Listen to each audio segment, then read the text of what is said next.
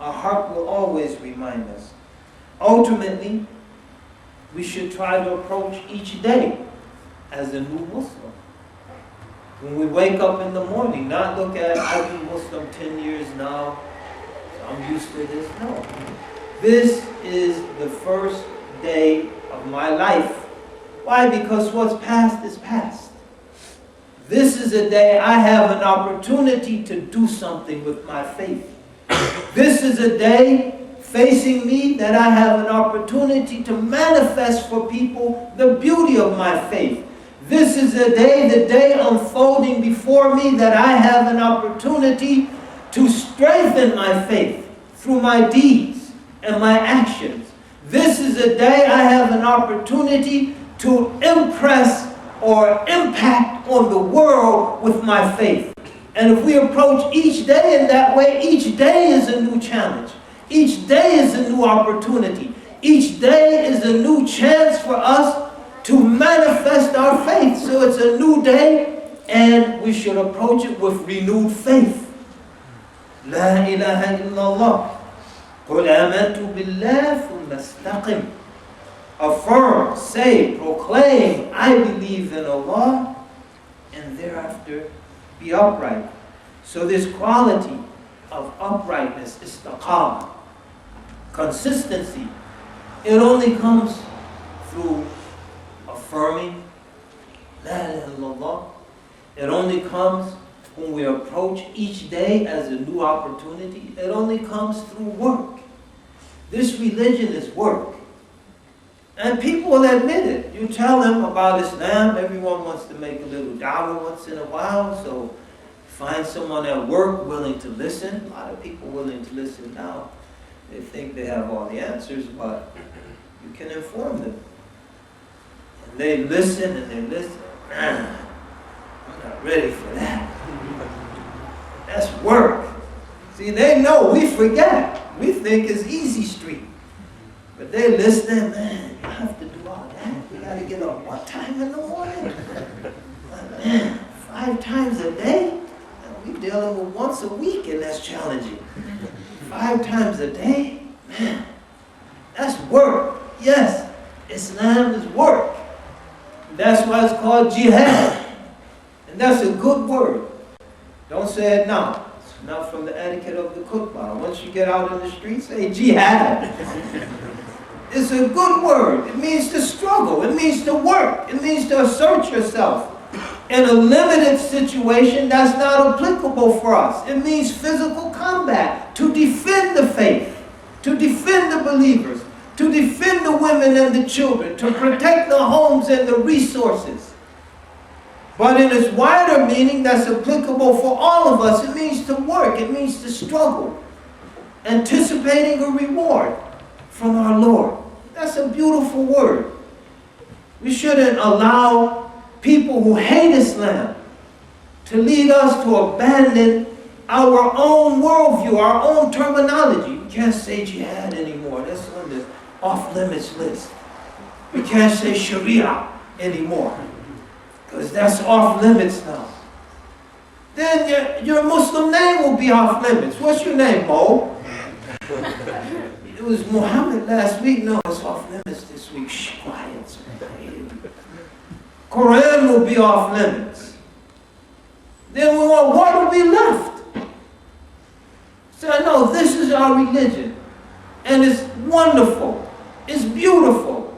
If you don't see that, you need to wipe the mud off your glasses. Because that's why you can't see it. Perhaps you need some new glasses. Perhaps you need eye surgery. You'll be able to see clearly.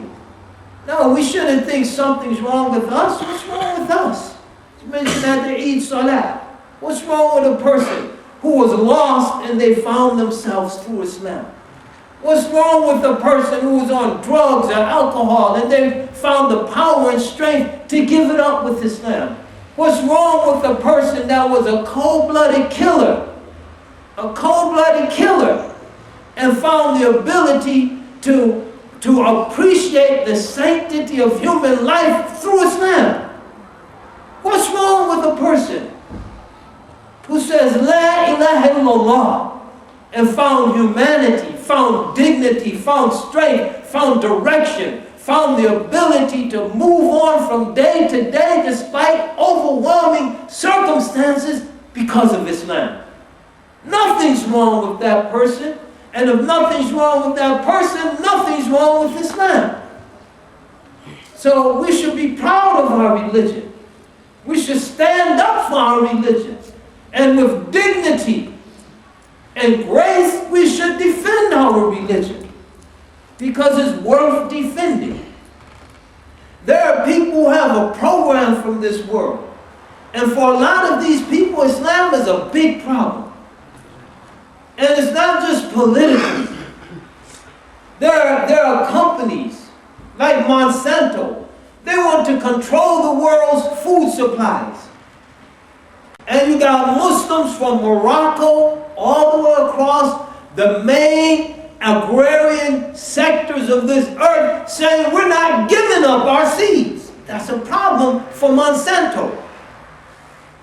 We're not giving up our seeds so that you can introduce Terminator seeds. This is, you talk about human rights, this is a basic violation of one of the most fundamental human rights. One of the most fundamental human rights.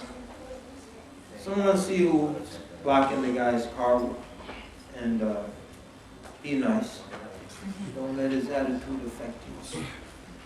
But if we cannot feed ourselves because we don't have seeds, because we're dealing with plants that generate one time and then the seed that the plant produces is sterile because it's been genetically modified to be sterile.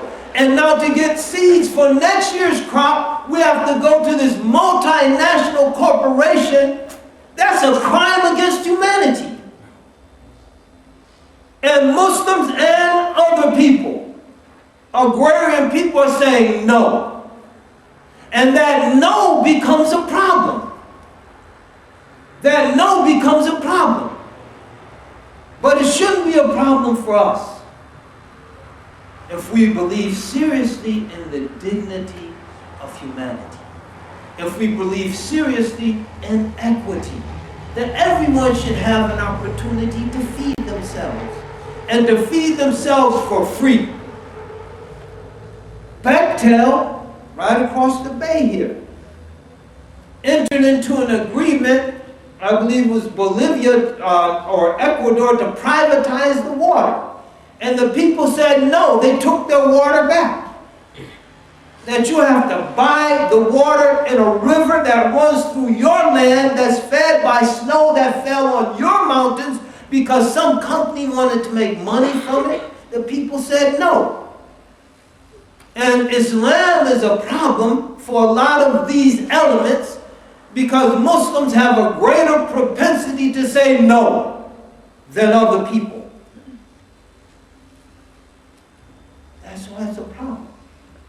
But it shouldn't be a problem for us. Just because it's a problem for people like that.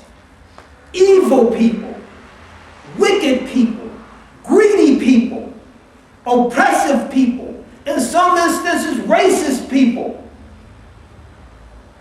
If they have a problem, it shouldn't be our problem.